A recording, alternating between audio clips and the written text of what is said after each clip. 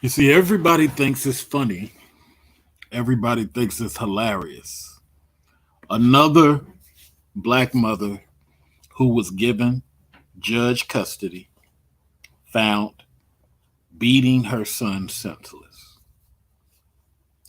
Happens quite often. But we don't like to highlight it because lives matter. No, because we only want to show women as perfect. If a guy is treating his son respectfully, if a guy is making sure his son is educated and advancing, in the anti male community, because there's no more black community, it's the anti male plantation community. In the anti male plantation community, that guy who's treating his son well, has his son educated and disciplined, Furious Styles from Boys in the Hood, that dude is hated in the anti male community. But when these hundreds of thousands of women, and we as men got to start highlighting it the way Water Sniper highlights a lot of stuff on his channel. It's not about hurting the women, it's about the women seem like they're in love with a one sided narrative. The 10% of guys that do wrong, got to highlight them. But the hundreds of thousands of women that do wrong, we got to protect their image. Nah, nah, nah, nah, nah, nah, nah, nah. Time for us as black men to be way more strategic in what we do. Now, let's be clear about this. Here's this person. Be clear about it. Here's this person in Cumberland County. Mother arrested. Child abuse video surfaces. Now, I'm going to do this in another video. And since you guys donate, I decided, you know what? Let me put their donations to good use and give them evidence that they can fight the anti male speakers with. Here's a woman in Cumberland. Ain't no other women checking her. Ain't no other women trying to stop her. It was a group of men who stepped up. And I'm going to dig into this some more to see how it all happened because I want to give you more of these details. But they caught the woman assaulting the child in the vehicle. You see what I'm saying? Yet they get custody. Yet they get custody. And let's not pretend that white women are perfect. Let's not pretend. Because a white mother was arrested. Let's not pretend that dudes are perfect.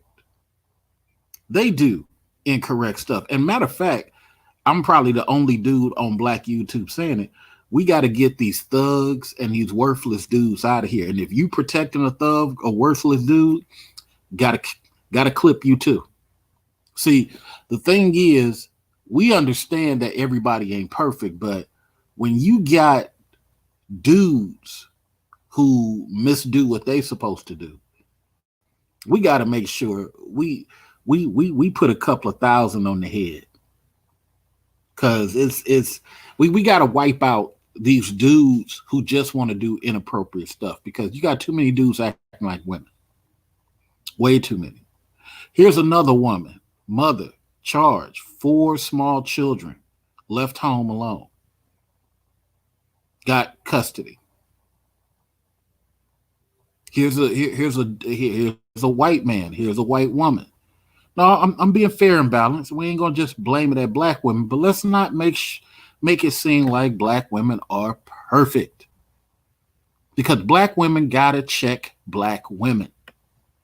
Black women are giving too many other women a pass.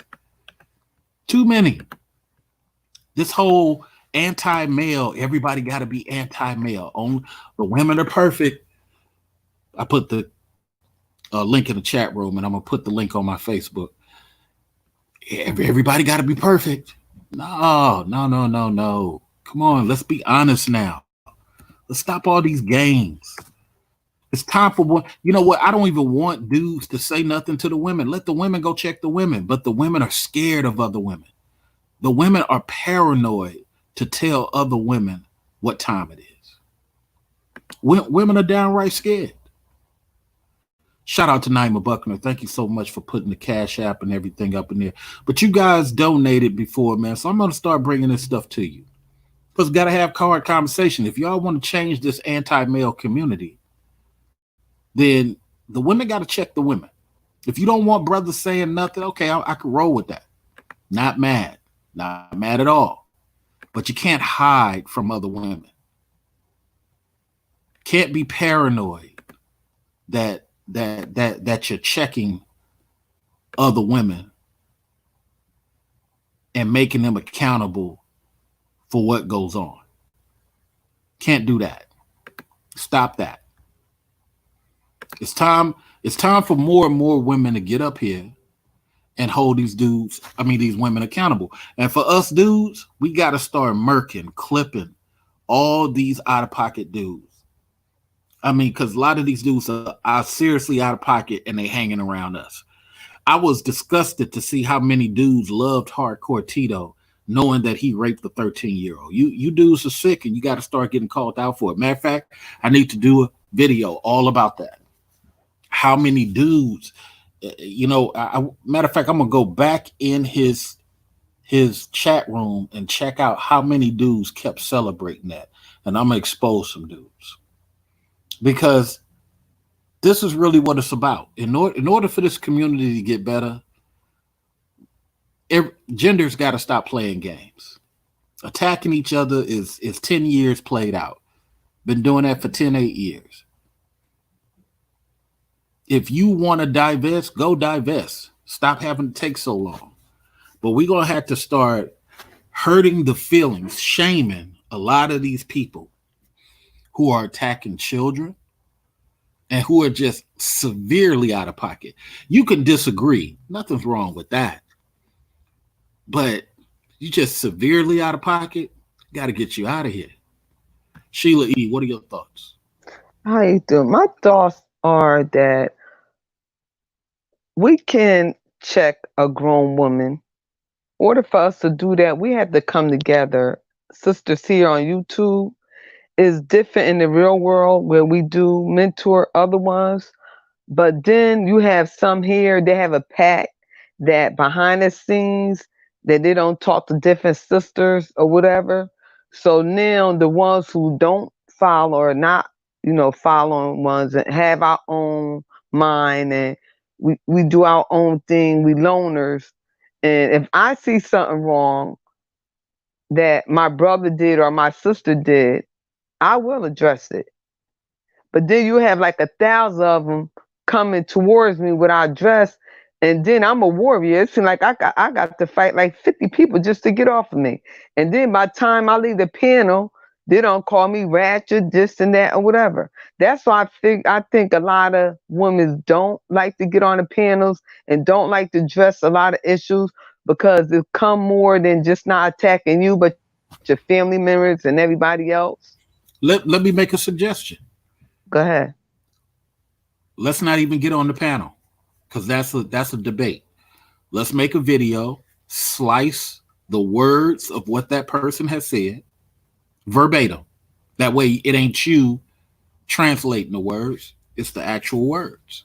I like that. And then simply say, what sense does this make? What are you from Michigan? Are you from Vermont? Is that how they do it there? That doesn't even make sense to me. It's like I've battled so many dudes on YouTube, and they say these classic things like "It's gonna happen, it's gonna happen." Dude, that's not an argument. That's not an intellectual. That's a narrative from a pastor. And that's how I battle dudes. A lot of dudes are shit scared of me in a conversation. I'm not even gonna call it a debate. A conversation, because I only push out what is documented facts. I don't even do facts. I do documented facts where I can push you to where you can see it for yourself. What do you say to that, Sheila? And then we're going to give it to Cliffhanger because he's going to beat me up. I'm just saying what you just said some good points, and you know your stuff. So I'll agree with what you said. Because we're in an age now where the cowards want us on the panel to debate. The cowards don't want to be on topic. They just want to talk about Sheila. So they'll ask, well, Sheila, where do you work? And Sheila, how old are you? Because that's a setup for changing the whole conversation. Right. Y'all talking about a pitcher of lemonade. So you know what I do? I'm not here to answer a bunch of questions. I'm here to talk about the topic. And then I let the dead silence educate them. Yes. Because see, they need for us to reply. Mr. Fantastic said it best. Mr. Research, you pretty good at them conversations. You know how to do it. Because I don't take it personal. I ain't sitting up here attacking nobody. I'm talking about the topic. Let's hear from Cliffhanger because he's about to punch me. Cliffhanger. Go ahead, sir. Yes. First off, I'd like to thank you for presenting this type of this type of topic, because this is once again showing how the system is really flawed. Because at the end of the day, you're telling me a woman is getting custody of a child after there's proof of evidence of abuse over a child. This is completely 100%. This is proof and evidence right now showing that there need to be a complete 100%, change of how the system is work. And you were right previously. And I remember what you told me a few streams ago that, the system is really more with the person that's in poverty to get more of the resources. Oh yeah, because and I educated King Sigma on this. Title IV states, and this is why black men, we have to stop talking like women. Sorry, Sheila, but this is go ahead. We got to stop talking like women, and we got to be calculated like the kings of Cush. We got to be calculated like the pharaohs of Egypt. They were on that math game. They were on that stars. They were going off the scripts. They wasn't on this hyperbole, gossip, and conspiracy theories. It was about what's documented. And because of that, Cliffhanger, when the Greeks killed the Minoans, and that, for people who don't know, the Minoans were the original Greeks. And the Greeks who occupy Greek now, the white people, were actually, drum roll please, not Greeks. They were Macedonians. Which is why in 2020, for those people who doubt Mr. Research and his research, you will find that the Greeks don't even want the Macedonians calling themselves Greek, and they want them to go back to Macedonia.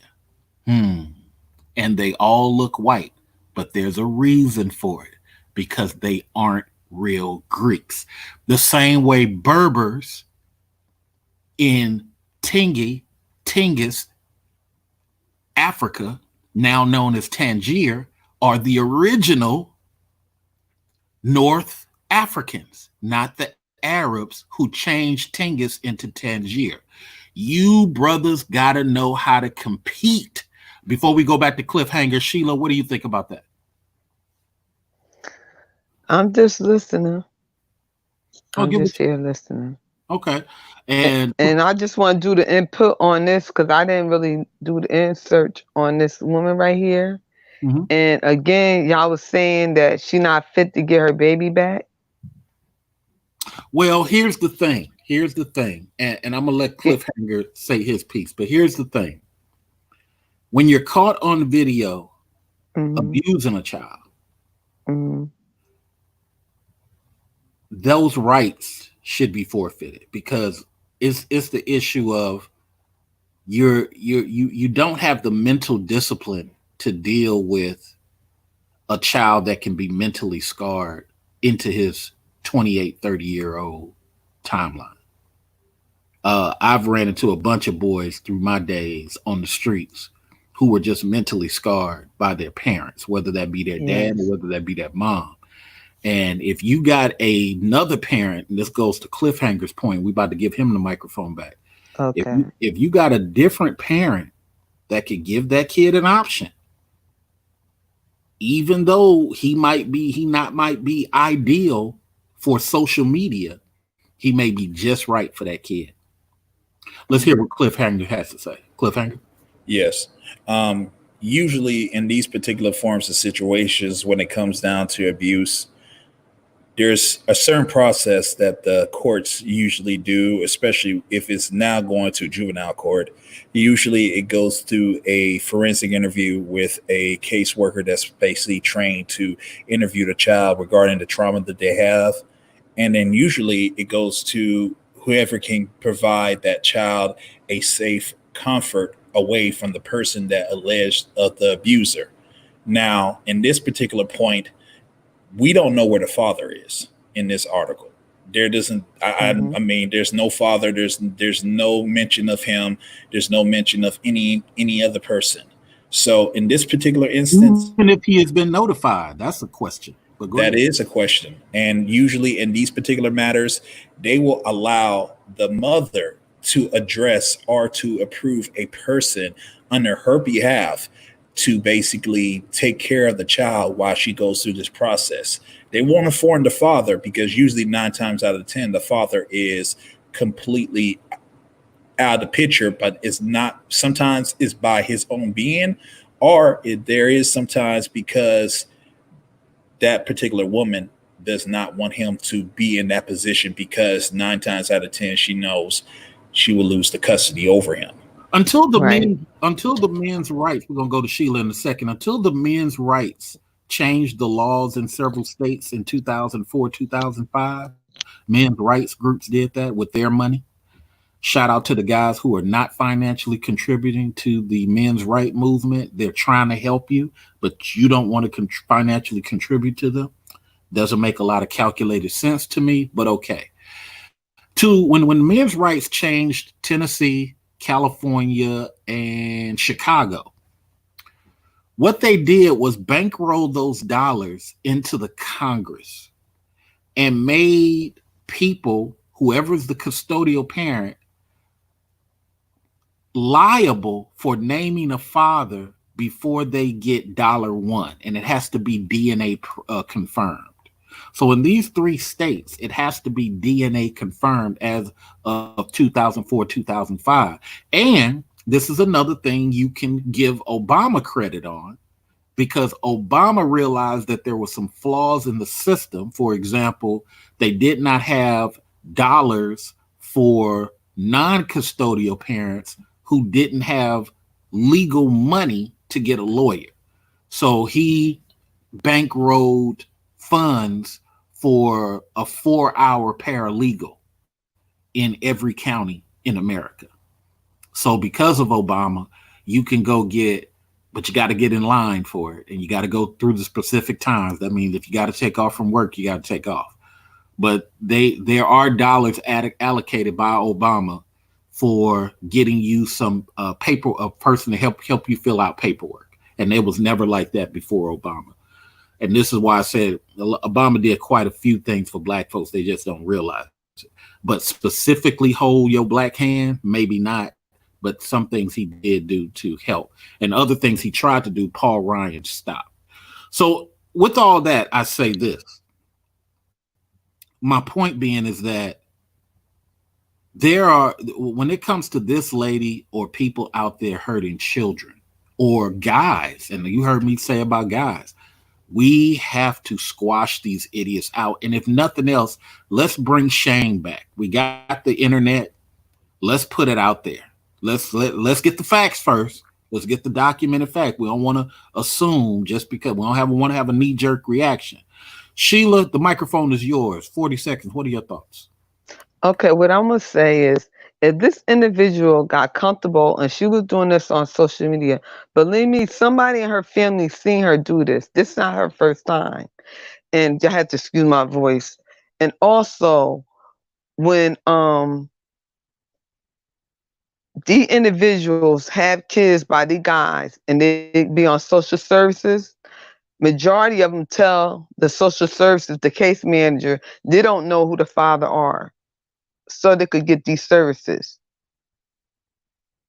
But this case like this, it was a case like this. I was a case manager in Indiana, and it was a case like this where this couple had a daughter, and the mother would abuse the daughter, and every time the father would bring her home, it was always something wrong with her. They brought her back to the mother, and the child wound up dying. So this case right here, if it take it back to the state of Indiana, they're going to bring her up on charges. And believe me, her family and her members, and they know she been abusing her child. So this not the first time. And people they know what's going on, but not people not saying that, and they're pushing it on the rug. But you're going to hear more about this though. Actually, there was a I want to say a little stigmic of it was on NBC this evening NBC last night or yesterday evening regarding poverty in America, and they showed two different types of households with single mothers that were going through the type of issues of I don't have money. They were living in a studio apartment with 2 or 3 kids, and the biggest issue with that was, where is the father? Where is the father in the household? Now, this is a bigger issue that a lot of people, really, it's a 500 million pound elephant in the room that a lot of people are not trying to actually basically talk about is, why is the father not involved in these types of allegations that's going on? And the reason Stop why. right there. Stop right there. Stop right there. Before you answer your reason why, most of it is financial. The court system is $1 million entity. And the minute a woman, and Sheila can correct me if I later after Cliffhanger talks, but the moment some states allow women to file paperwork, the state now has a vested interest to protect the interests that they're getting from this situation. And you'll get state appointed lawyers helping one side for free.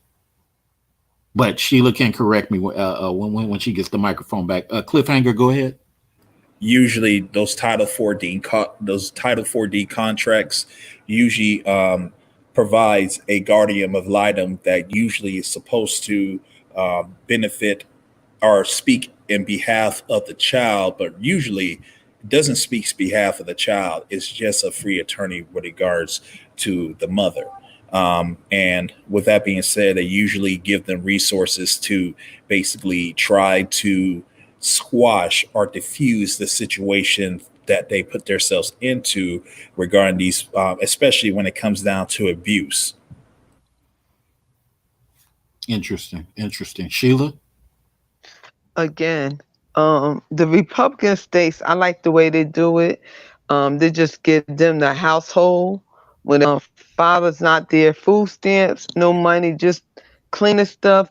New York, really Democrat state, really take care of the single parents household. Right. And some of them make a career out of them. Absolutely. And then it got to the point that some people had kids for other babies. They had babies for other adults who can't have kids and sell them for 50 and 60,000. So that's not brought up.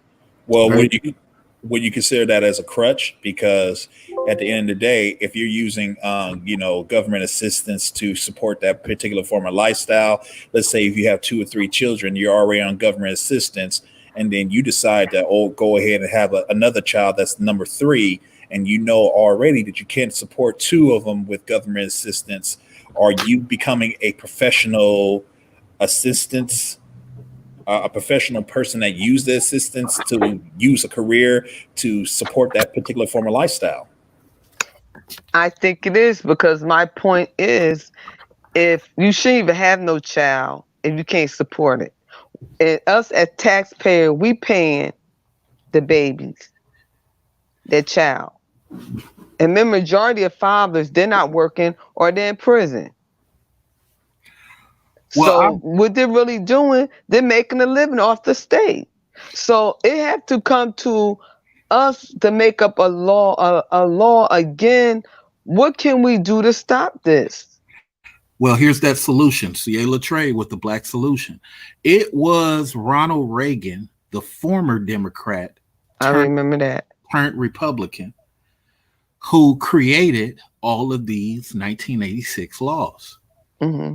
Jimmy Carter, little known fact, Jimmy Carter had welfare that you couldn't receive it unless you was a what, ladies and gentlemen? Anybody know? Jimmy Carter said you can't receive welfare unless you're a two-parent home.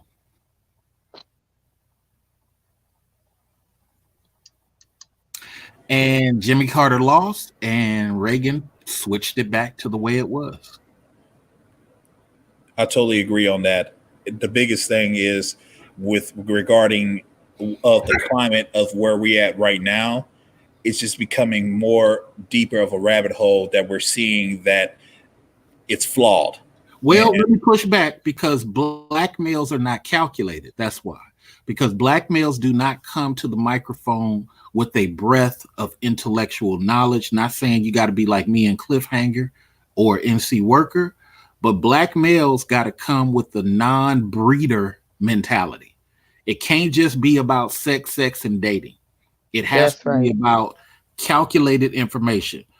Let me let you finish Cliffhanger, and then I'm going to give you guys the solution, and then we'll give MC Worker. Go ahead, Cliffhanger. Well, I agree to what you just said, Mr. Research, but also I also have to say that in the climate that we are at right now, where the statistics show that most, women that are graduating into college that have some form of particular forms of skills are black women, that we're not using the idea that, hey, there's a form of accountability. We're just putting that in the back burner that accountability is not in play. We're in a society now that most women can basically have a child. Once they have the child, they say, hey, you know what? Thank you for the seed that you gave me. Now I want to put you in the back. I want to go ahead and kick you out because I'm an independent woman. I could do this myself. And then you can see why your child's over here wearing, purple hair and doing the nay-nay and twerking himself on the gram because mother does not have a form of logical or a form of mental or emotional form of inventory regarding their children. Absolutely. Now I'm going to give you guys a solution and then we'll go to NC Worker. My solution is harsh, ladies and gentlemen, but it's time for black men to take a note. Well, let me set it up correctly. Black men have to realize not every black woman is their enemy. There are 20-30% that are cool. So as I say to you guys all the time on this dumb manosphere stuff, stop creating enemies. Stop attacking women just because they're black women. Stop that narrative. Be more calculated as an adult.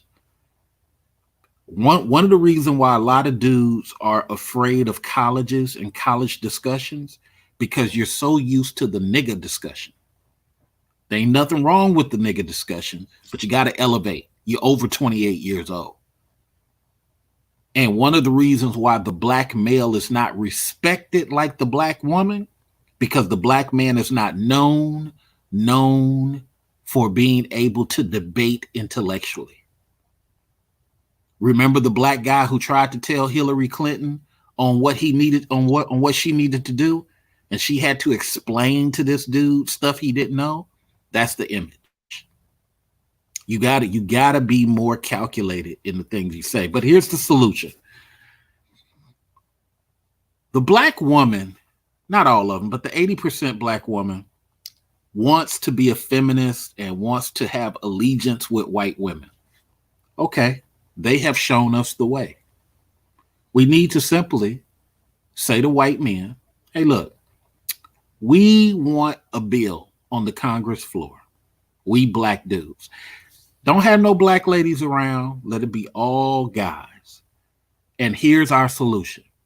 We will sign a piece of paper saying we will not take any welfare. We will not take any subsidies. Give us custody of this boy, primarily. And our crime rates will go down dramatically. Now, why is that attractive? Because number one, for some of these white guys, they want some type of allegiance with black dudes. Do I trust them? Hell no. Hell no. But I'm a conservative. I know what they want. Okay.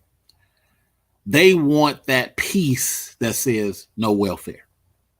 Pass it through. Make sure there ain't no pork on it. Make sure there ain't no add-ins on it. It has to be a straight bill. We don't want no add-ins. But that alone gives you the power to go to court and say, I don't need her to pay me nothing. I don't need nothing from the government. Give me custody of my son. The fact that I put son on it is easier to pass through court. I can't put daughter on it because again, the black male face is not known as intellectuals. They're known as breeders. So the first thing the people are going to want to argue against having your daughter is that you'll do something sexual. Even though that's not on your mind, your image is tarnished right now. Okay? But you can get the boys with this C.A. Latreille trifecta. Some of you guys are not going to agree with you because maybe you don't understand it. Maybe it looks ugly because you're bonding with the white man. You're bonding with Republicans. I totally get it. But we got to kill this narrative from the anti-male speakers. The anti-male speakers are always saying men ain't this, men ain't in the homes. Well, this type of bill, if made law, would correct all that. Because all you'd have to do is go sign a piece of paper. I don't need no welfare. I don't need no money for her. Give me my boy. And it's done. And Republicans will pass it no matter how much women cry about it. Because women don't realize, and again, apologies to Sheila, a lot of the ladies are not in the power structure that they believe they are. They're only in the power structure from the fear of male physicality. Let me say it again. They are only in the power structure from the fear of male physicality. If all these black sons died off tomorrow, your own white friends, Indian friends, and Asian friends would stand there in horror as they forced black women back into servitude. Let's not play around. It isn't like they really respect anything. But that's my solution. Let's give the thing to NC Worker, and then we'll have Sheila and Cliffhanger pick apart what I just did. NC Worker, you got the mic. Thank you. Thank you for letting me come in as well. Can everyone hear me? Yeah, we good. All right, cool. And hello to everyone else. Yeah, I mean, it's sad that we don't ever look at both sides. We always want to hold the men accountable and responsible for everything that goes on, what's wrong within the family structure, especially in the black family structure. And it needs to be accountability and responsibility held on both sides of the fence. It doesn't matter what color you are. As you stated earlier, that you know, Caucasians, they have their issues too, just like any other culture, any other person does. But it just we as black people get a bad look and bad light because we're always put at the forefront of something that's negative, especially as black men. Let's go to Sheila. I'm glad you mentioned a bill. I presented that bill 3 years ago in Goshen, New York, concerning my nephews, because one of his girlfriends was threatening to take the baby from him, and she wasn't working. He was, doing everything. So that bill is passed in our county. For a lot of males have been getting their kids from their mother. Also, we're going to go back to holding the woman body accountable. We as women, our body is a temple. We know who to let in and let out our body. So as a young girl, our mother should teach us to keep our legs closed until you get married. Focus on your education and tell them what the purpose when you do wind up, having intercourse without protection, young. See, one thing I always taught my daughters, see, you can have a baby, but the father could always leave, but you always got to be there taking care of the child. And just to have one child is like $35,000. That's not including the education. That's not including the clothes. That's not including doctor visit, nothing. We as parents have to teach our kids this and really, really try to protect their body until they get married. Not saying they're going to get married, but we have to lay some kind of standards and laws to our babies and let them know you precious. Finish school, education, because you got to realize Black people, we don't have generation wealth. And we're not competing against one another. We compete against Asians, Chinese people, Latinos.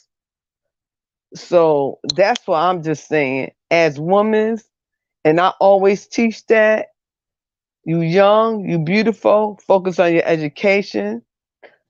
A man gonna always be there. Maybe you can meet somebody in college. Please finish your education. Majority of them don't want to do nothing but get between your legs. Well, I will have to. I agree to what Sheila, a percentage of what she said. The one thing I will have to say is maybe before, even before until, Jimmy Carter, whole idea of two-parent households was in attack. But after that, once Reagan was involved, the woman, and I mean, and sometimes, and now I don't want to say Black women, I want to say a majority of women stated that, hey, our bodies is no longer a temple. Our bodies are a vessel so we can get the bag. The second thing is there is a woman right now that was on the TED Talks named Marion York. She's a men's rights attorney in Nevada that basically just in the most perfect way broke down how in statistics that a child that's in a man's custody is likely not to go to jail, likely not to join a gang, likely not to commit suicide, and likely not to have any type of mental disorders or anything of that nature.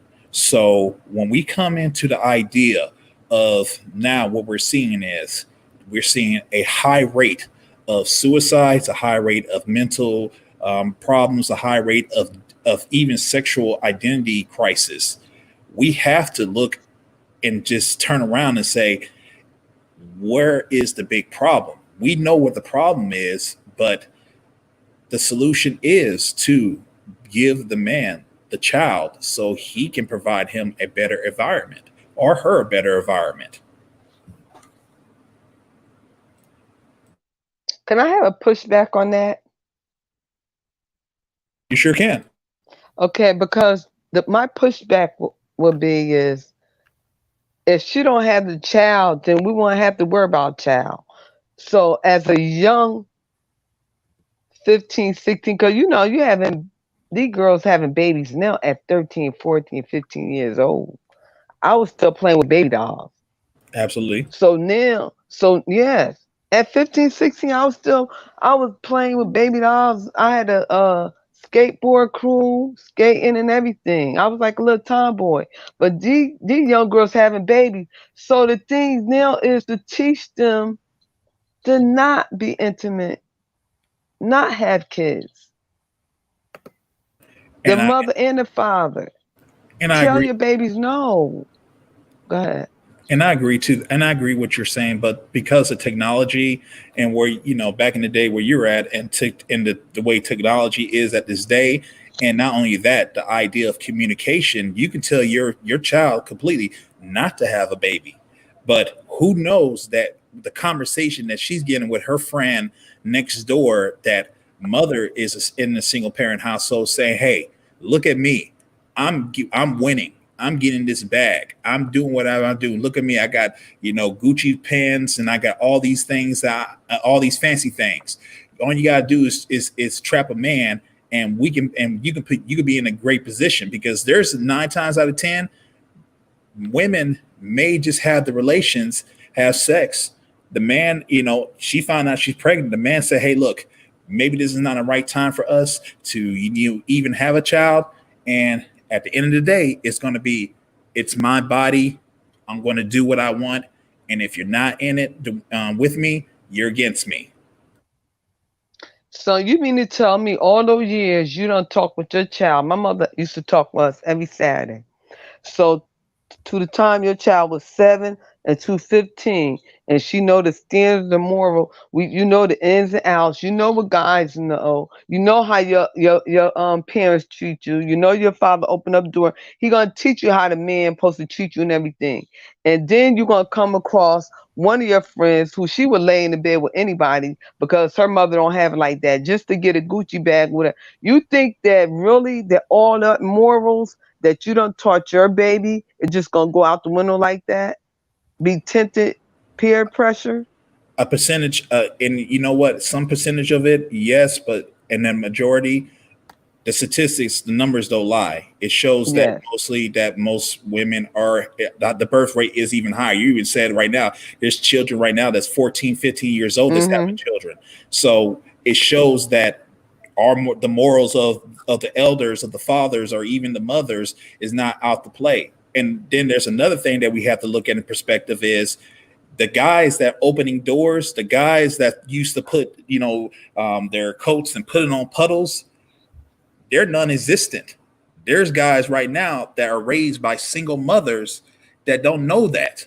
They don't have the Yes. mentorship. They don't have Yes. the type of ability of a strong man to teach them those types of things.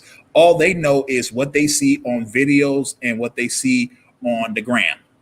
So Yes. so here so here's something, Sheila. I want you to Mm-hmm. take your magic cell phone. I want you to press record. I want you to speak into that cell phone and talk all about that bill. I want you to save it as a wave, WAV. I Mm-hmm. want you to take that wave, put it in a zip. Mm-hmm. If you have to break it in half, break it in half. But I want you to email me that. I will take it, Okay. put it on my video software, and upload it here because people need to Okay. hear your voice on that piece. Too many black guys, Cliffhanger and NC Worker. We're about to come back to you, NC Worker. But too many black guys, NC Worker and Cliffhanger, are giving other black guys bad information. Nothing won't work. It can't work. And that's why women created Black Lives Matter, because the dudes was taking too long to protect their own sons. NC Worker, the microphone is yours. Talk about whatever you wish. I have to agree to that. I have to agree to that because a lot of times, I'm a millennial, and a lot of times, listening to older people, especially men, we get all types of these weird advice that you're not, you're not a man until you do this or that, or it's just always something that there's always seems to be a piece missing, but it's also a piece missing of information they're not telling you. And I do agree with Ms. Sheila as well as Mr. Cliffhanger. But I also like to say that we need to also teach our boys that they shouldn't just be running around just going to everyone that lets them go into them as well. It's hard to We all teach need- them. It's hard to teach them that when the black male is not offering him a hotel job, when the black male is not offering him a warehouse job, when he has to go to the white woman who majority of the time is hiring him. and he goes home and dreams about her milky thighs because to him that's power. You got to understand, I'm gonna let you finish, NC Worker, but I got to be truthful as a brother who has counseled hundreds of men, boys too. The boys are looking to have sex because that's the only power they have. Sex and a gun. It's not that important. I'm sorry, go ahead. Sex and a fist. The boy doesn't have the option to feel manager powerful. I told my employee to be here at 6 o'clock, so I had to fire her. He don't know how to have those conversations. But Calvin, in the McDonald's commercial, he know about it at 16 because he's the assistant manager by 17. See, we don't have enough of black men getting into powerful positions. That's why I push you and Cliffhanger. Be managers, be supervisors. Fuck just checking in at your job. Go and do that and build a team up underneath you. There might be some white people underneath you. That helps too, because now that white man for the first time can respect Cliffhanger as his manager and know that there's a black guy just as smart as him, if not better. But what we cannot do, black men, and shout out to the brother that said this is a great conversation, George Frazier. What we can't do, black man, is just check in the job and just wait our 5 years. No, the Indian guy got here 3 years ago and he's already your supervisor. Go ahead and finish, NC Worker, and we'll go back to Cliffhanger and Shuli. You're right. You're right. A lot we don't have that, and it's up to those who are in those positions to start to teach and start to better work with those who are coming up under them. We as black men, we have the notion that, well, nobody looked out for me, or, well, I'm just going to do me because, that's all I can care about, because at the end of the day, it's all about me. And we have to think outside that way, because at the end of the day, it's not just about us. It's about those after us, because we know what type of world we live in. If the world that we live in isn't good and we want a better world, then we have to teach those who are coming up under us, as you said earlier.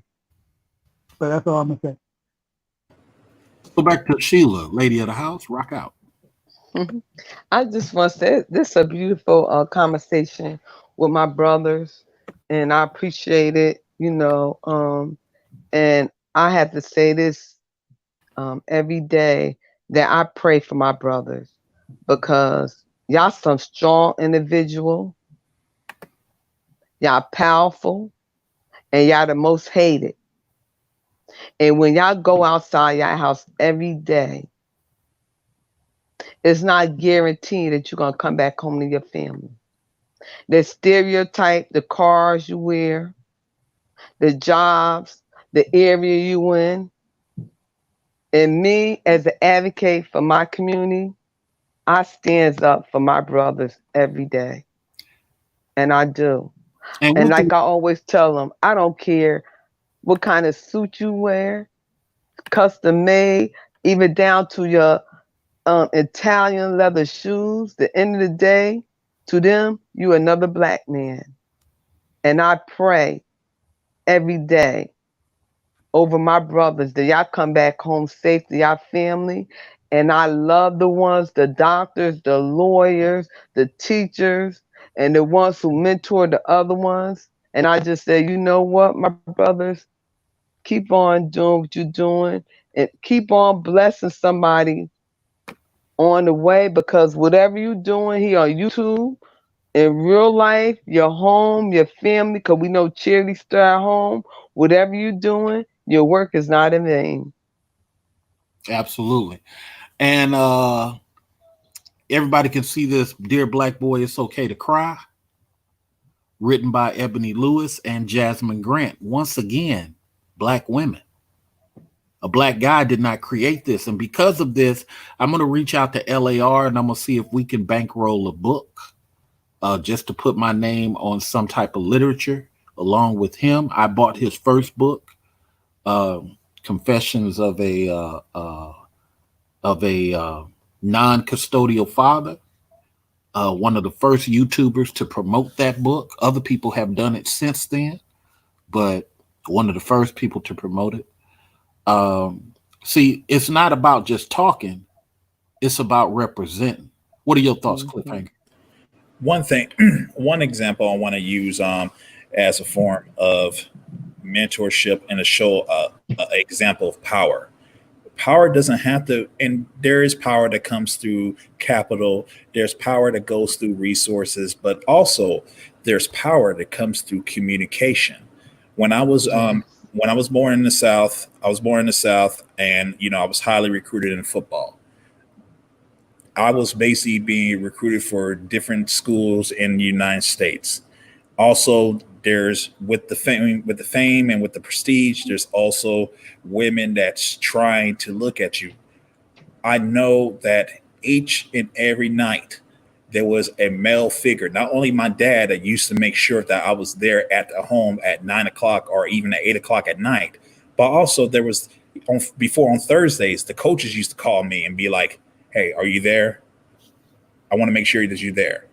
And then I was thinking to myself, why are you always doing this? And I'm always going to be here. I'm always going to be at home. My father's there. So when I got a little bit older and I got a little wiser, I went to college. And then when I went to college, I didn't get that mentorship. And then when I didn't get that mentorship, I made a mistake and got a girl pregnant. So down the line, a few years after that, I reached out to one of my coaches and I asked him, I said, "Why did you used to call me out on Thursdays all the time? Thursday nights to try to, see if I was there." He said, "Because at the end of the day, I know you are the prize. I know you're the prize. I know that you can accomplish bigger and better things than most of your peers can. But because I didn't have that mentorship, I made that choice to bring a child into this world without having my resources and everything intact." Absolutely. And let me give you guys this wolf version. Sheila, this will be your first time hearing some of my wolf rules. Okay. But let me give you guys this wolf version of children. You, sir, should be like Alexander the Great. By 24, you should be killing dragons. You should not be worried about getting bellies pregnant. Every child costs you, the man, anywhere from $70,000 to $100,000, whether it's your kid or not. The government will force you to pay for children that are not yours. The government will force you to pay for children that are not yours. Even if DNA proves the child is not yours, the government will force you. I am the only black guy on YouTube. And this is one of the reasons why I say, Sheila, I'm not really mad at black women. I'm mad at the actions. Nobody has suffered at the hands of black women like me. I paid $50,000 for a kid that DNA shows is not mine. Ooh. Nobody has gone through that. A lot of these YouTubers are just mad. So what, you mad? I had to pay 50 racks. DNA proof. Still, there's a court loophole. If you don't respond in X amount of time, I didn't even know the court case was going on. Wow. I was in a whole nother state. Wow. My husband paid for 30 and you 50, you top him. Ooh. Right. So I should be mad like Mr. Fantastic and all. I'm not. I'm not like Edward Anderson pissed off at the gynocracy. I understand the pimp game. The pimp game is in the laws. And if you really want to change the power that women have in the courts, you got to attack Representative King of New York. You got to attack Mitch McConnell. These are people who passed the laws that you're mad at. That's what I'm doing now. I represent one. I'm doing one tomorrow too. You see my point? Here's a woman doing what Edward Anderson should be doing. Here's a woman doing what BGS should get off his butt and do. All this talking is not relevant to application. What can apply on Monday? Now, I mean, a lot of this stuff sounds good, but it's going to happen. That's garbage. That's garbage. And we got to get to the point. Wait. Officer Faulkner of the BGS crew. He need to get on his fellow officers about hiring more black sheriffs. Nobody wants to talk about that. We want to talk about women every week. But see, I'm talking power. Wouldn't it be beautiful if Officer Faulkner got on for 1 hour a week and talked about how he can personally get people in or train people on what they need to know to pass? But you know what the argument is? Oh, Negroes don't want to listen. So how is that power? Wow. And I have a lieutenant. He would love to get on with him and talk about that. Well, you know what? I'll pay him lunch money. Bring him this way. Serious Mhm. bit. I'll pay him lunch money. You got I my have a email? lieutenant, mayor, senator, county. I don't- I'm Look. type all my elected officials. Look, tell them this. I don't need their face. I don't even need for them to say their names. Seriously. Protect their image. Great. All I need is their audio. Okay. I can make it that simple. So Okay. nothing tracks back to you. I will never mention who you are. None of that. No, we don't do that. We don't hide because my maid was on my page twice. No. You got to do it the C.A. Latre way. Okay. There's Okay. a reason why I do that. Okay. Because the power of the words is more important than the pushback Okay. that can come. Let me say it again. We need Cliffhanger to be on the panel with him. We need NC Worker to be on the panel so we can engage intellectually. Let's hear from NC Worker. We'll hear from Cliffhanger, and then we'll hear from Shirley Huzar, one of my favorite political ladies. NC Worker, you got the microphone. What are your thoughts? I have to agree. A lot of times, You got to disagree sometimes, man. Disagree. No, I'm just joking. That's I just, mean, you know, just the crack cocaine habit comes back. I'm joking. Go at ahead. some point, we're going to have to go beyond just talking and start putting some things into action if you want the outcome. Well, the men are going to have to go beyond it. The men, we can't even put it at the feet of the ladies anymore because we need to do stuff without them in the room. But go ahead, sir. I agree with that because, you know, at the end of the day, if it's a man issue, a man should be the one up front because it's a man issue. It's not a woman's issue, it's a man. And men have to start taking into account about other men and start caring about other men as well as other men's issues as opposed to letting someone else try to care about their issue. And we're going to have to put money forth and invest in ourselves to do these things and not just sit back and just be like, well, you know, that sounds great, man. I'll help you out, but see if anybody else can help you out first. And you know, you don't ever go anywhere. You don't grow, and you don't go anywhere with that type of attitude. If C.A. Latre could get $20 a month from 1 million men, I can go state to state, metro state, and change lives publicly. Because two things I'm going to do, and I talked to Shirley about this before.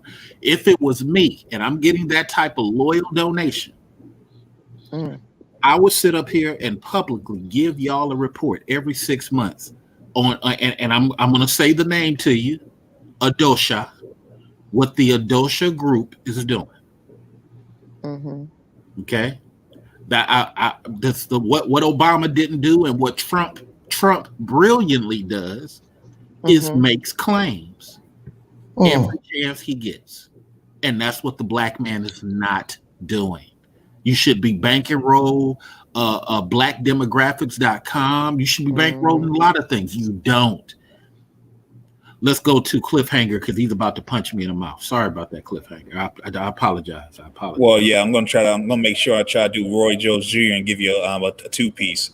So, so it's easy to say that if we had 1 million men give you $20 a month to basically bankroll a form of just you making policy changes, but I think the one big thing that we're going to have to basically admit and basically change is us moving away from the Democratic Party because Oh, boom! All right, Well, then. well, well, well. I'm gonna let you finish, but let me say this: I I believe, did. Go ahead. I believe in B5. I'm a black first independent voter. Black first independent voter. I go off what benefits black sons first and black daughters second, not men and women. I don't. I only do stuff that benefits black children. Black sons first, black women. There are times that I vote for judges who are white, who have volunteered or bankrolled for black boy specific organizations that are not like Boys and Girls Center. I mean, actual black boy stuff. And I'll contact the place, and they know that judge. You feel me? I As, feel you. as opposed to a black judge that I didn't vote for one time, a black male judge, his whole career was about women. No. I got enough of those. I love ladies, but some of these anti-male type of dudes, I don't need them to have more power. I need for things to be fair and balanced because boys suffer more. It's not that I hate women. Go ahead, Cliffhanger. Yeah, understandable. So look at this for a prime example. Ted Johnson used to be the former founder of BET. Basically, right now he's trying to do this $14 trillion, reparations proposal. But one end to the proposal that he's trying to say is us as black people, we need to move away from Democrats. We need to move away from Republicans, and start our own party because we have seen through Democrats and Republicans the train wreck that has been doomed for decades of how they used power to not benefit the black man, but also to just basically destroy the black household. How can I say this before? Prime example, these stimulus checks that just happened. Stimulus checks were gave to everybody, but here's a little catch. If you're back on child support, well, yeah, if you're over $75,000, you're not going to get a stimulus check. But the catch was, if you're on back child support, depending on how much you were back on, you're not going to get a stimulus check. It goes to your child support. It goes to your child support. Now, here's the thing.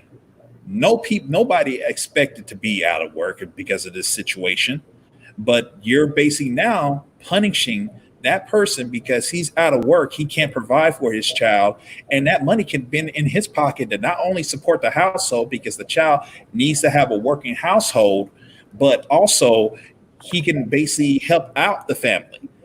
This is the prime example of what we're seeing right now of just how Democrats and Republicans is not working for our best interests. The only thing they're doing is working for their power. They're working for their pockets to get fatter. And not only that, they're working for their best interests because they think they could give them 5 more years in their seat. Well, Shirley has been training me on my 3-second reply. I have taken it serious. My thing is, and I'm telling you guys off the top, I've decided to try to locally dedicate myself to more black stuff, which is what I'm doing. But I firmly believe that a black person is going to kill me for trying to help y'all. Stop that. No. I've been doing this for 20-something years. You ain't going nowhere. No, I'm a guy, though. All the black guys end up getting shot or get a crack pipe shoved in their mouth. It's or cover up, or something sexual. Shout out to Florida. So caught in a motel room with a jar of Vaseline and amphetamine. Just it's always something. Wow. What's the dude in Florida? Golly, Shirley, what's the dude in Florida? Dude in Florida regarding what? It's always a black dude getting caught in something sexual. Oh, you need to stop. That's it. That's nationwide. He was supposed to be the first congressman in Florida. They had that boy on the bed, drunk, but all exposed. You got issues. Give it to Jesus. Go ahead, Shirley. I'm gonna mute myself. It was so funny. Go ahead, Shirley. Well, good evening, family. I'm just learning and listening. That's all I can tell you. One thing I always keep in mind: there's no profit in the cure. And right now, there's a lot of people who are becoming profitable due to paying pivot off of the illusion that Black Lives Matter. And because Black lives really don't matter, it is easy to say Black Lives Matter. So my whole notion of becoming a party, an entity separate from the existing parties, that's time and money. I'm about moving through time and executing a now. We don't have time to be trying to lobby and bring people together under one hub of a party. If that's the case, then the Chinese would have their party, then Indians would have their party, the Mexicans would have their party. What we do need is a clear conscious caucus, a clear conscious task force, a clear conscious intellectual African-American people who have access to the White House, a relationship within government and the White House, and every aspect of every aspect of government.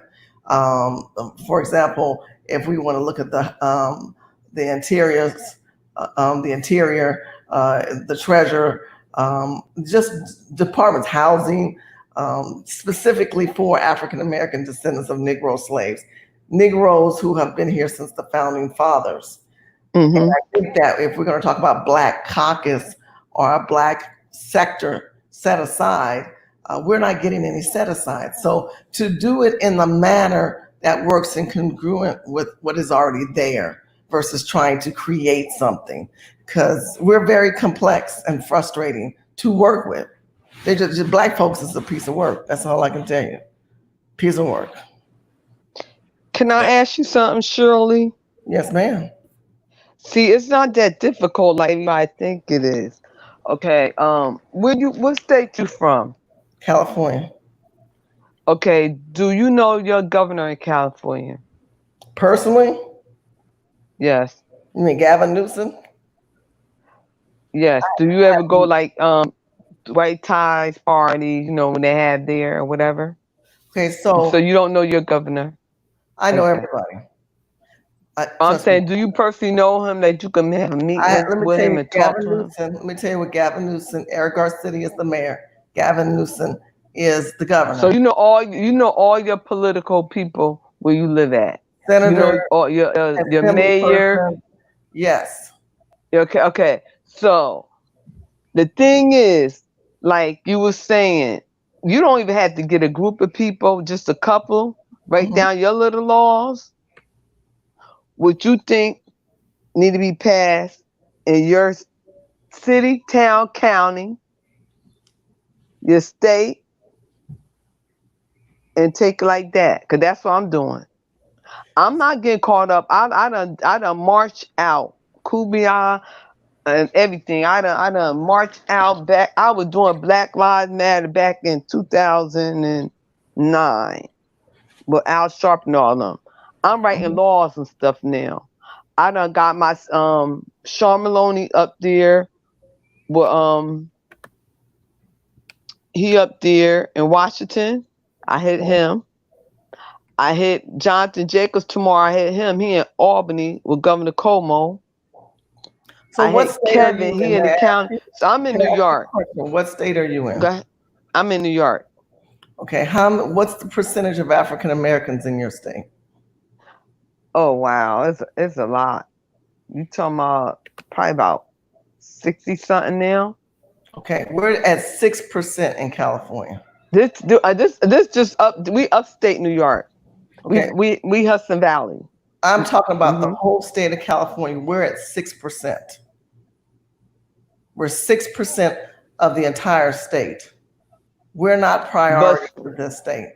But still, what I'm saying, wherever you at, we're 80% Black homeless in California, almost 90%. And we've been homeless for a long time. and they're purposely pulling Black people out of their homes to give to illegals and immigrants. They gave $125 million to illegal immigrants for COVID-19. But you know what? Again, I'm gonna say this again. Y'all allow those people in those seats. Who holding them accountable? Who going to the counting meetings? Who going to the board of education? Who going? I mean, yeah, but you're only one person. Nope. See, while you in that meeting, another one could be in the county meeting. No, I'm respecting where you come from. I get what you're saying makes sense.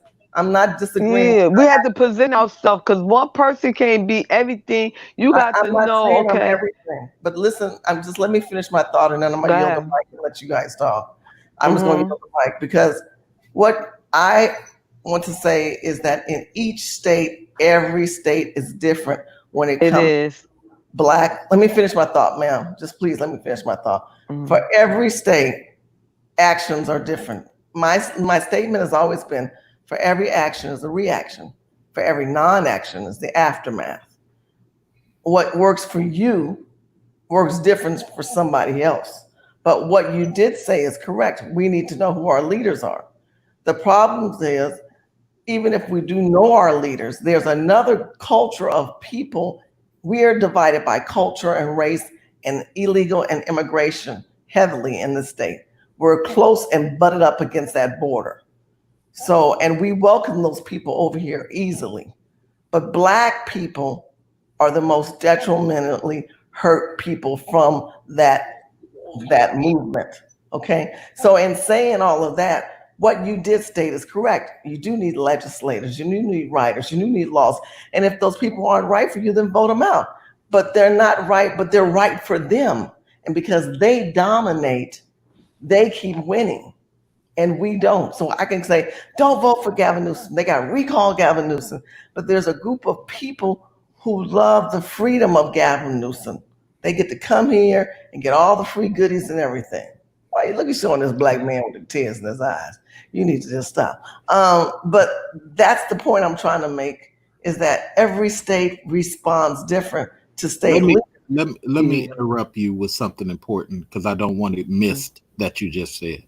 So Shirley is a well-known person, television-wise, and locally for Texas and Southern California. She is very well connected. I've been on the phone with her and invited to national presidential dinner parties. That's how well connected Shirley is. I paid for Shirley to go to one of those dinner parties just so our people can get information, and by proxy I can get information from Shirley. I use your donation dollars to pay for that plane trip. And this is why I say financially, gentlemen, is what we have to do. I agree with Sheila also in that Sheila in her area has taken a different route, and she's dug into the local information. And create and decided as Sheila that she was going to be a creator of policy. So now I turn to you Black men and you manosphere breeder talking guys. Can't talk about pussy all day. These two women are talking about power and rubbing shoulders with people who make moves. Those Edward Anderson talking points ain't going to help you. Mr. Research, can I go ahead and do a little setback? Go ahead, sir. Okay, just a few weeks ago, we just had a person, Angela Stanton King, that was basically running for a seat in Georgia.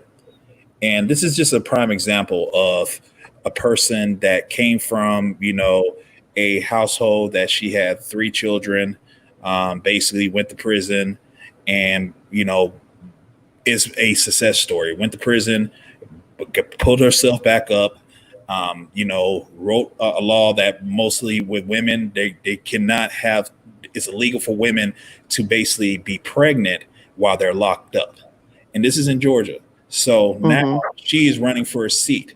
And we had these 3 hyenas on the Breakfast Club come and basically try to shred her. And she was making very, very good talking points about, saving the black children, black males, and she had some good. How dare she? How dare she? How dare she? Go ahead. Absolutely. But we have a person that's running for president saying, if you vote for Trump, you're not black. See, this is the situation that we're in at this time, man. We have to 100% trying to find a way to, reform something, because we're still putting these people in power that really don't have interest into the welfare of African Americans, don't have the welfare of the descendants of slaves, don't even have welfare of the American people in general. Let's go to MC Worker. Thank you for being patient. Go ahead, sir.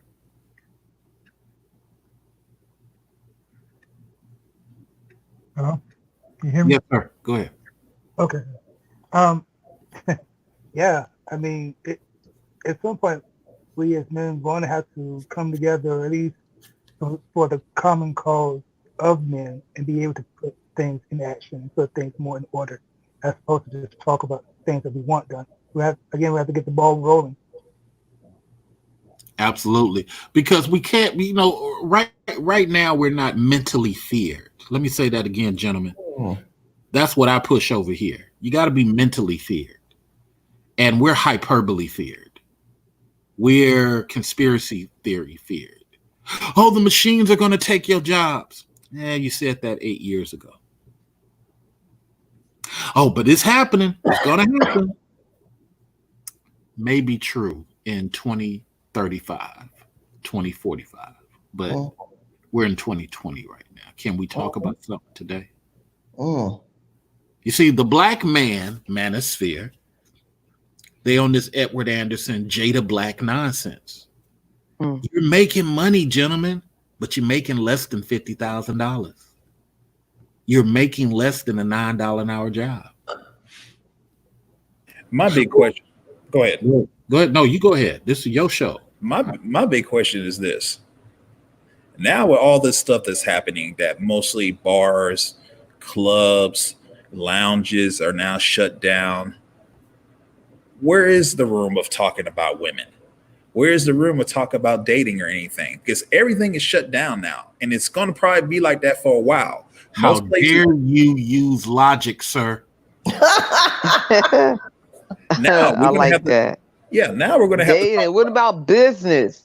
Yeah, making up some business, you making guys money. Stop cursing on this panel.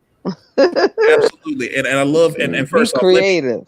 Let me just say, man, to the sisters, man, y'all making some poetry right now. I swear, like it's like Maya Angelou just reincarnated herself and just brought herself back and speaking this beautiful knowledge that y'all spinning right now. Without the anti-male talk. Without the anti-male talk. But what I'm trying to say is this: with all these people right now, we have people right now that are on YouTube that are black males that are making money off of this platform. What happens if we just take $1,000 from each of them and just say, hey, look, just take $1,000. Let's go ahead and get a grassroots politician. Oh, yeah, we can't do that. They got to pay their rent. They got to pay their rent. You know, and you know, we want this research. We're gonna find nonprofit organization gonna pay their rent. Do this? No. They're on YouTube making profit. He's saying take some of their profit and put it into something. You can't take none of their profit because they're surviving with this YouTube stuff. They cranking out three, 5 videos a week. I see. Yeah. Remember what I said? There's no profit in the cure. So if we promote chaos, we promote chaos and animosity. I mean, there's even one that's right now that's in a different continent, basically talking about just stuff. And really, honestly, I it's just, to me, it's just completely nonsense of why we're not just looking at this big issue. If there's an issue regarding the family household, and we've been seeing this for decades, to me right now, it's insanity. Because it's replaying over and over again from generation to generation. The only thing that's different is the technology. The only difference is in technology. Back in the '60s, you probably had a jukebox and you probably had a record player. Now you got a iPhone and you're still popping out babies. You know what I'm saying? And there's no accountability, there's no responsibility. Man, we can't even support our seed because we can't even support our own unit because we're seeing women with big butts and a smile and tattoos and just saying, wow, I want to go ahead and put something on that. When is it going to be our time to actually just say, hey, look, enough is enough. If you're not vetted, if you're not with me, then you're against me. Right. Well, that's going to happen when the males do carry the battle axe and start clipping off anybody that's not son oriented. See, right now we're woman oriented. Okay. And even the women don't want that. I might be one of 3 people on YouTube who's a black male that talks about black sons. Everybody else talks about women first. Many of those dudes don't even mention boys in any regard unless they mention women first. And it's their right to talk about whatever they want to. Let's make that clear. But it's not progress if you're teaching the boys to be focused on women. I will tell people with women on the panel, drive past women, keep it moving. You shouldn't be at a point where you're so stressed about a white woman, an Indian woman, you drive past her. So what does a black chick make a difference? Look, she ain't operating the way you want to. I can still hold a conversation with her, but I'm not invested. But to get up here and be like, man, oh my God, I saw Vietnamese today, boy. That is 12-year-old childish. That is somebody that's not used to variety. But go ahead. It'll be great. It'll be great that, we can take a step back and just, I want everybody, if they could take a step back and just watch Boys in the Hood once again, just watch Boys in the Hood. What happened to Ricky? Ricky had a scholarship. He was moving and he was doing his thing. You know what I'm saying? And then there was no father in the household. But then what happens? He hanged around with the people that was not in the right crowd, even though those were his friends and his family. But then he had a conflict of interest of maybe I want to go into the service, or maybe I want to go into do this and that and still play football and this. And then sooner or later he had a child out of, and it just it goes on and on and on. That's a prime example of it. Go ahead. No, you finish. Like I said, if somebody in a law and maybe in prison, maybe at a historical black college can take that movie and just dissect it and just show you how the household is almost destroyed because of just the accountability of not only what we do, but also the past generations have not taught us. I mean, this is just another example of there has to be some particular form of change. And my favorite character was Jamaica Girl. Anybody remember Jamaica Girl? Absolutely. That was my favorite character. Jamaica Girl could identify potential. When she spoke up at the party, who's that? And then the girlfriend spoke up, played by Nia Long. And Jamaica Girl started laughing with Yo-Yo the rapper, scheming on your boyfriend. You better watch him. Somebody might snatch him. See, there are a lot of girls who are stuck in the hood and stuck dealing with idiots. But they know what the potential is. They know where they could go. The problem is, though, some of us, like Mr. Latreille here, we're a little bit stern about how we want things. And we have to learn as guys to be agreeable with our sternness, because you just can't be a dictator telling another human being what to do. It has to be logical. It has to be thought out. And we have to get to a Furious Styles level of maturity as men. Say that again. We got to get to a level of Furious Styles. Now explain that. We own our own property. Beautiful. We own our own property. Mm-hmm.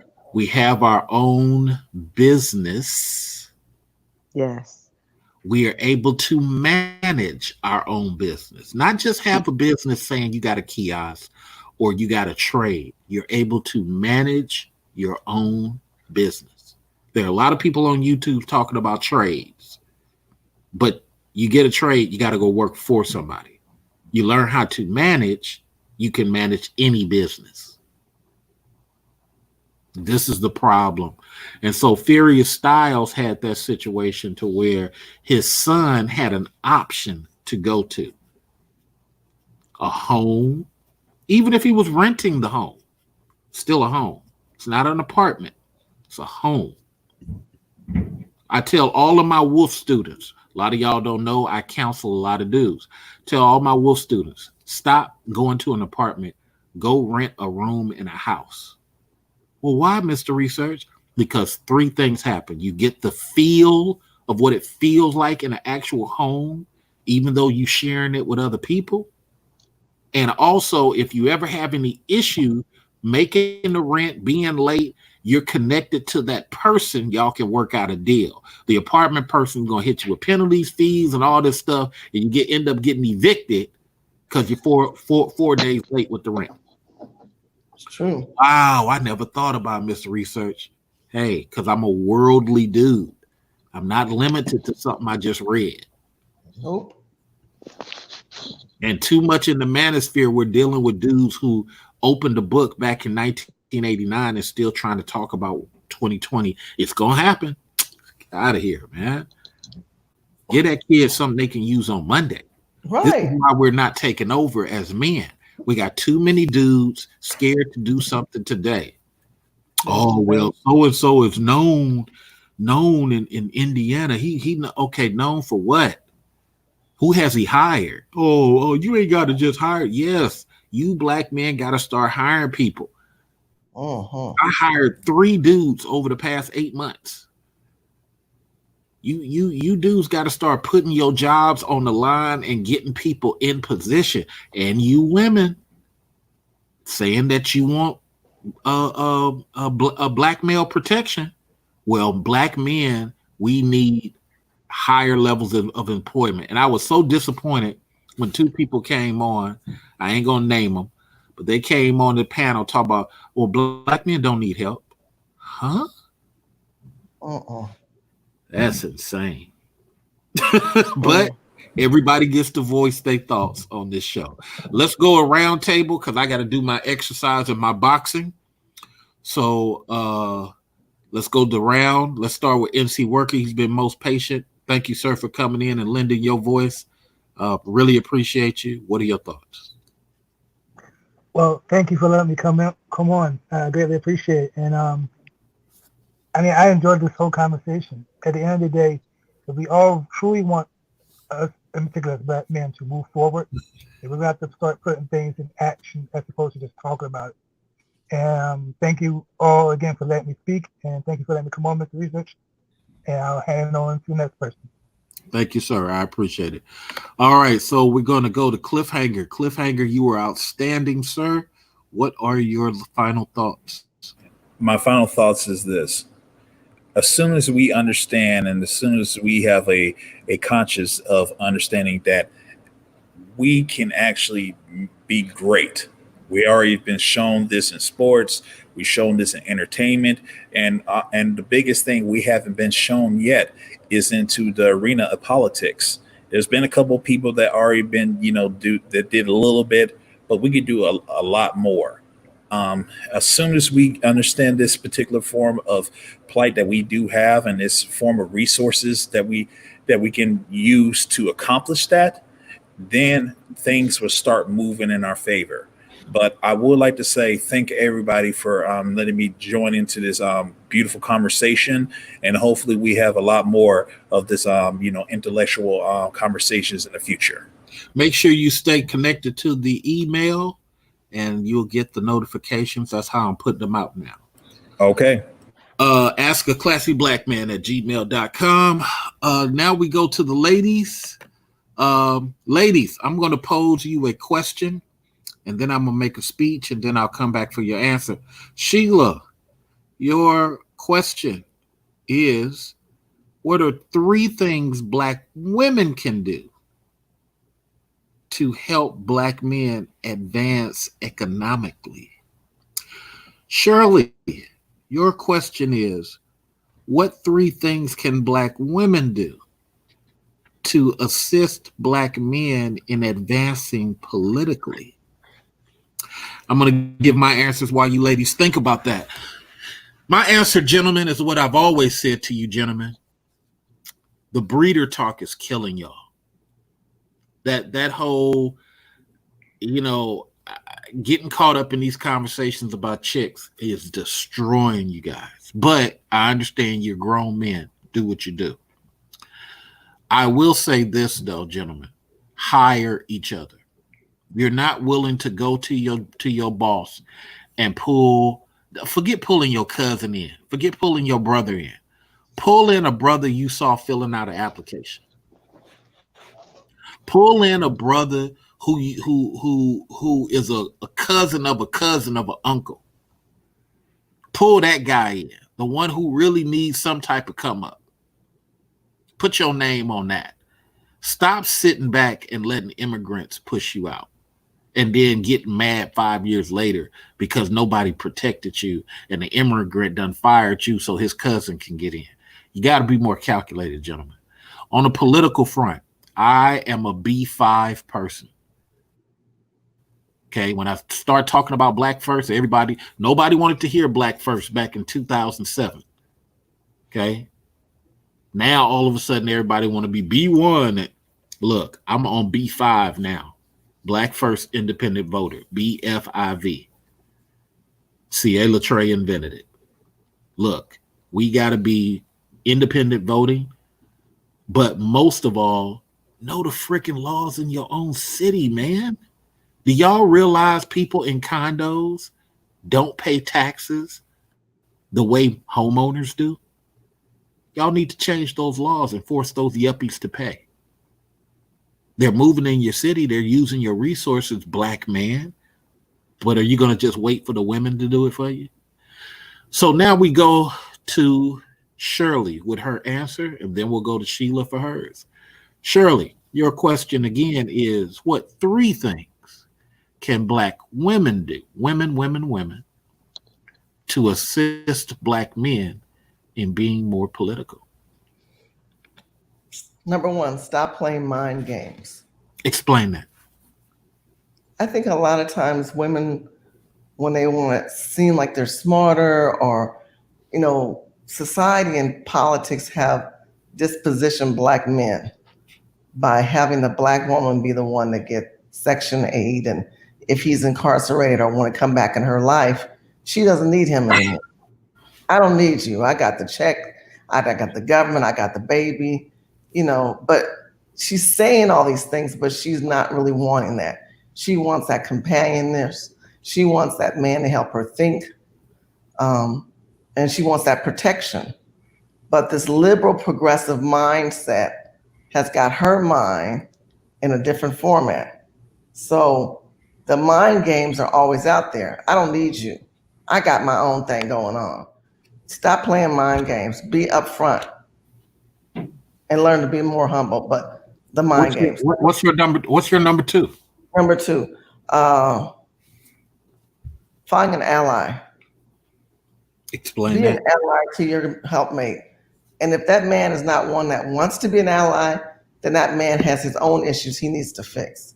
In other words, don't deal with a dude that don't understand what ally is. Right. Right. I don't need someone that's trying to be competitive with me. Hold on. You're preaching now. Pass the collection plate. Pass the collection plate. Jesus. Oh, I'm sorry. My fault. Jesus. The darn tambourine. Hallelujah. Hallelujah. Okay. There you go. And number You are- three. Number 2 is ally. Number 3, hold on. My phone went off. I wrote them down. Okay. Oh, stay away from the brothers that are condescending. Hmm. That Explain. condescending. It's a creeping.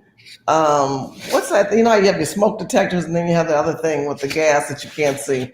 That's what condescending is. In the conversation, we're so into you. We love you.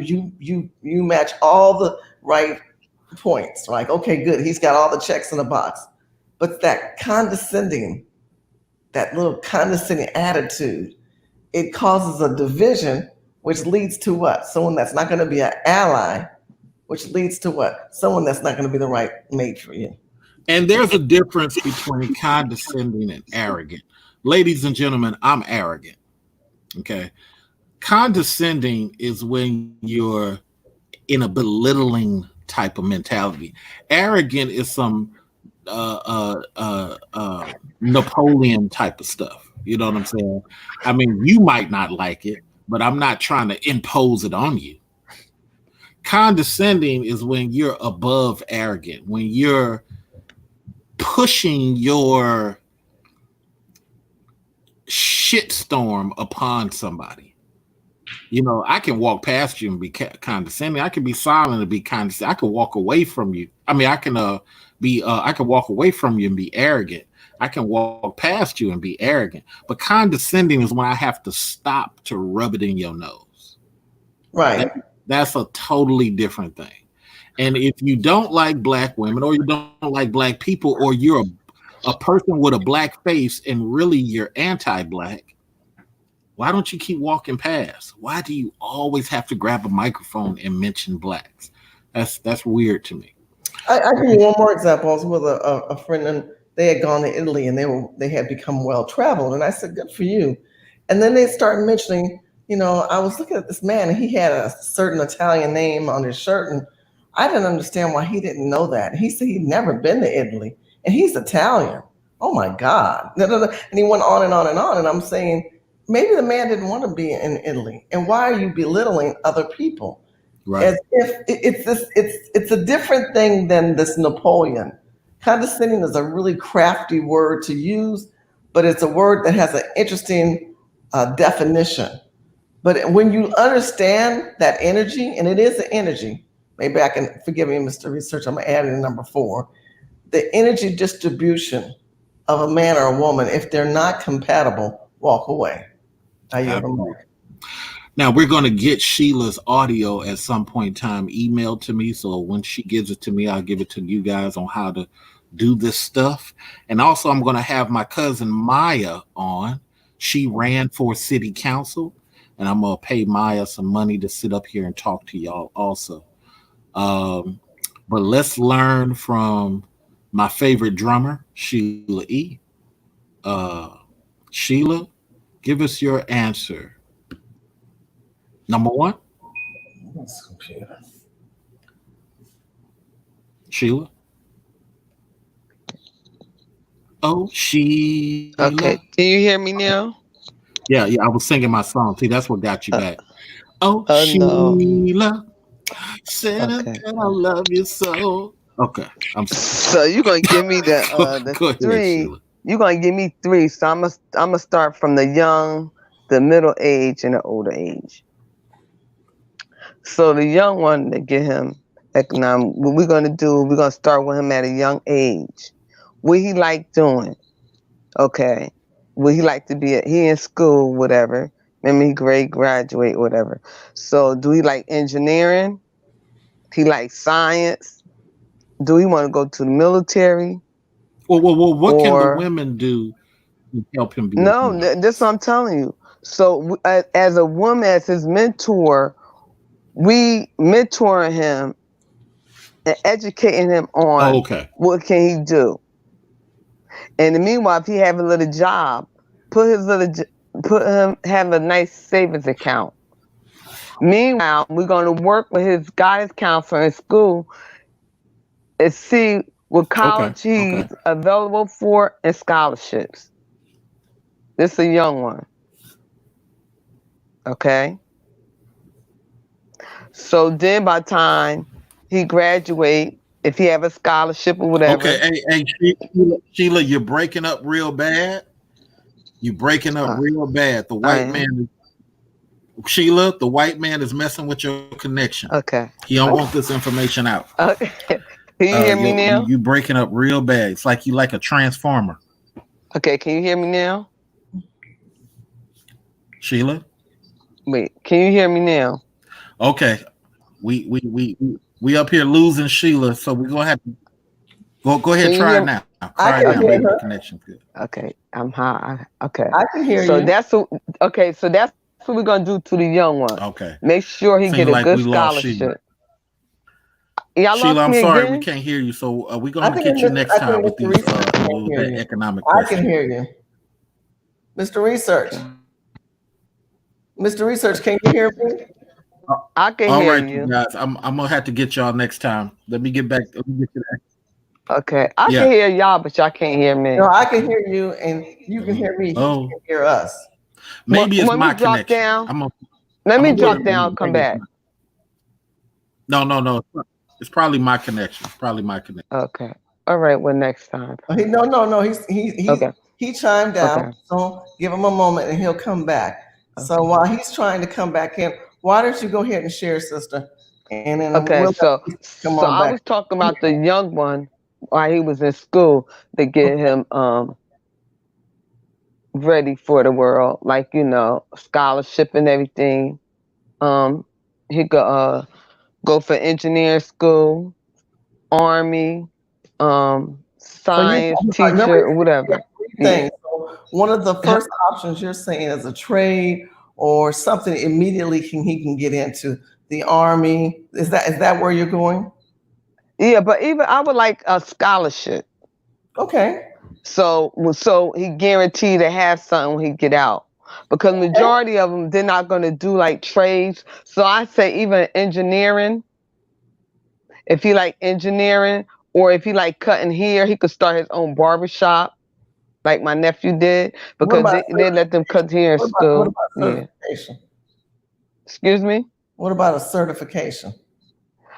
That also, Okay. he could do that also. Also work with the local college because I do that too. Work with the college with them. So by the time he graduate, he have associate's degree. Okay. Okay, now we talking to one like in his 30s or whatever, and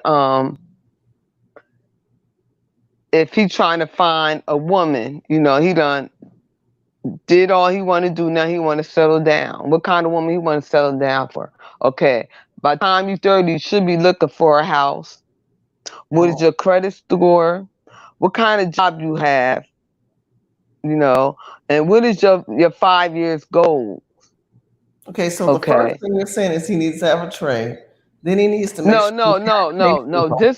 I'm starting for the young one. We finished with the Okay. young one. Because Okay. remember he gave me 3. Okay. We finished with so I'm separating from young, the middle to old. Okay, I'm listening. Go ahead. Okay. So now the one 30 years old, he's settled. Now he looking for a woman, whatever. His credit score is pretty good. I said about 700. Okay. He just getting home, just living out with his mom or whatever.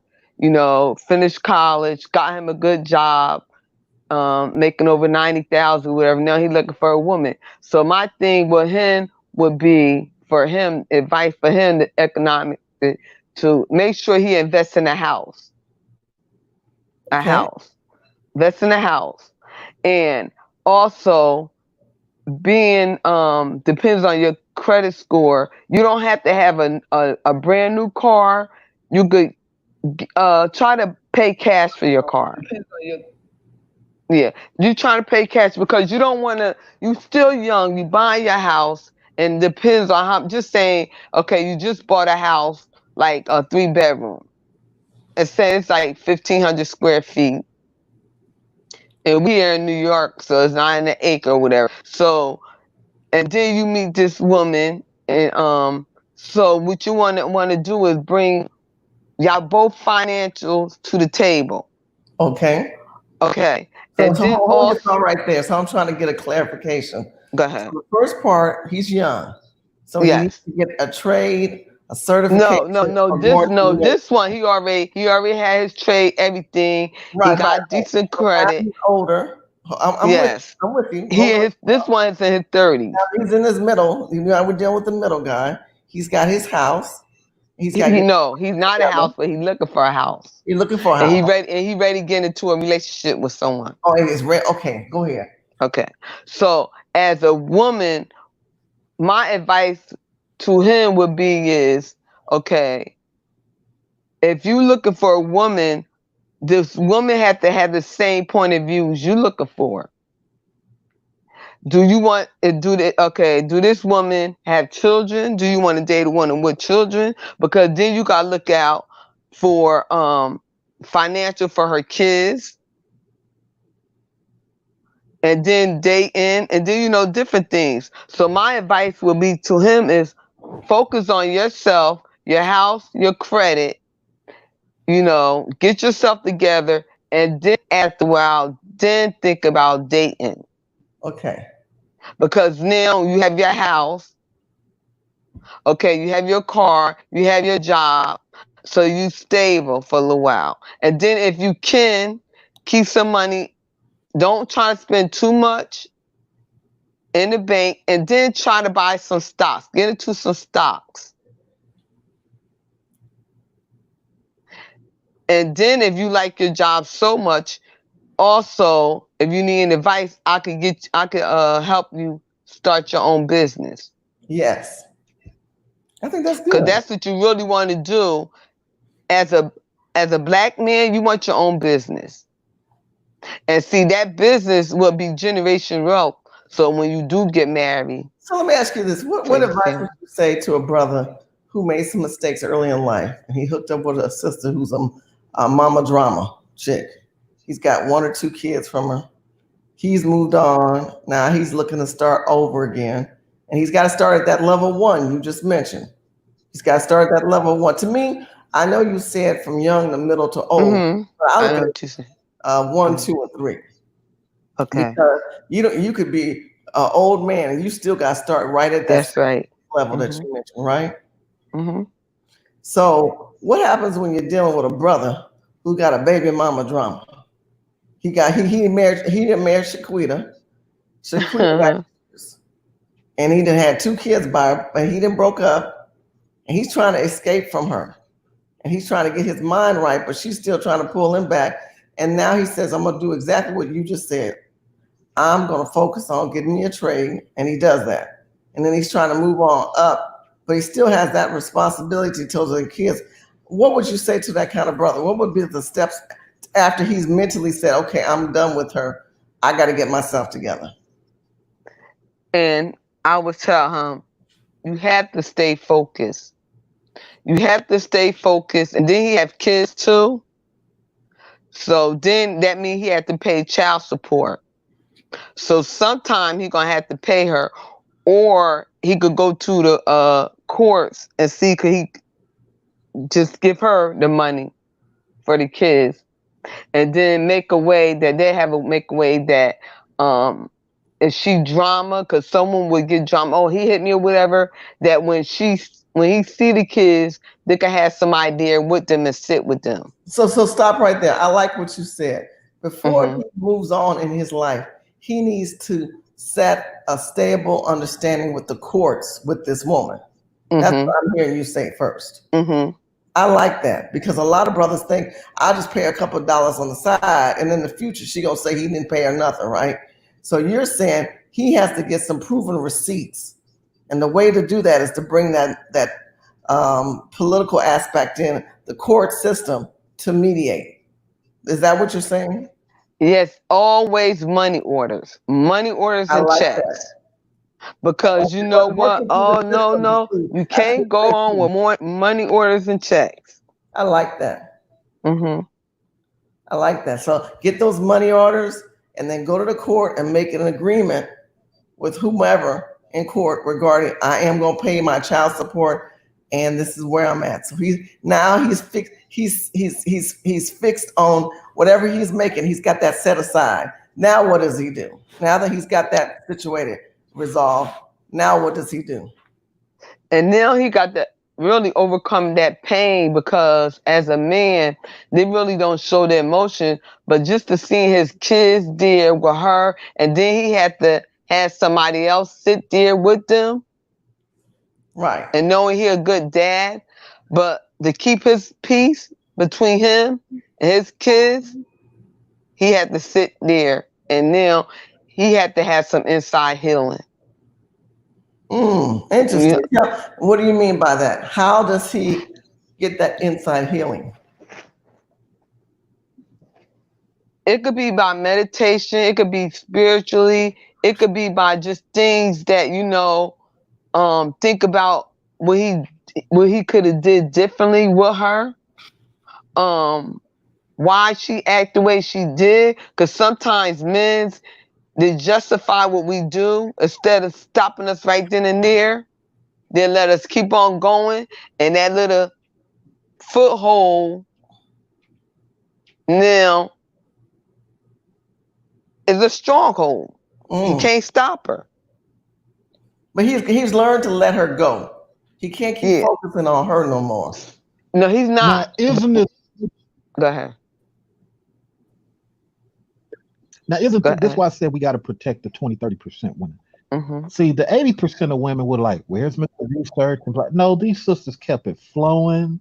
They kept the household working until the Looney brother got back. You see how this works? That's why I tell you guys, all these sisters ain't crazy. Some of them real cool, real mature. I mean, fellas, come on. This is a prime example. But you guys go ahead and wrap up. I just came back to end the stream. I had to restart my whole computer. Okay. No worries. Jump on my phone. Sister was just sharing what she was giving her advice. And I posed the question. We answered your question. Then a question I posed to her was, what do you do when you have a brother who's stuck with a baby mama drama? And she gave some great tips on how to first settle your financial responsibility, get that established. And then she said he needs to know where his mind is, meditate. I'm loving what she's saying. Think about what you did wrong in that relationship so that you can fix that wrong. She's gonna be making some audios for us, so hopefully she emailed those audios and we'll load them. Wonderful.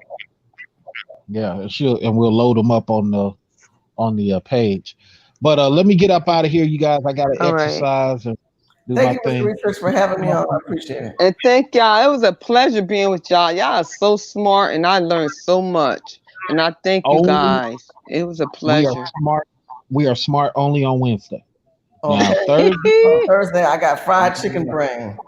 Oh, fried buttermilk. Fried chicken. Oh, not the buttermilk. See, I'm trying to work out and just stay away from that sugar. Stay away from that sugar. That sugar. Don't drink no sugar. Don't eat no shit. Don't even have no fruit. Baby, let me tell you, I'm so sweet and chocolate. All you gotta do is look at me and want to look. Oh, stop. And I'm sitting up here drinking some juice. I need to stop. No, juice. One probably like 1 cup of juice puts like a 1/4 pound of fat on your body overnight. Wow. Wow. Okay, let me stop. Sit back on my water. Yeah, because juice is not it. Even my doctor was mad. My Russian doctor was mad at me because I had some juice. He said, "No, that's just sugar. Don't do that." And I said, "Okay, don't do that." All right, guys, and y'all have a blessed night. And it was a pleasure. And Mr. Research, you always come out with some good stuff. So, good night, everybody. Good night. Thank you, Mr. Research. Nice meeting you. What's her name? Shirley. Thank you, Sheila E. Shirley, you too. Thank you so much. You guys can follow me on Facebook, Twitter, and Instagram. I sure do, sis. As well. All right. All right. Peace out. Okay. All right. Bye-bye.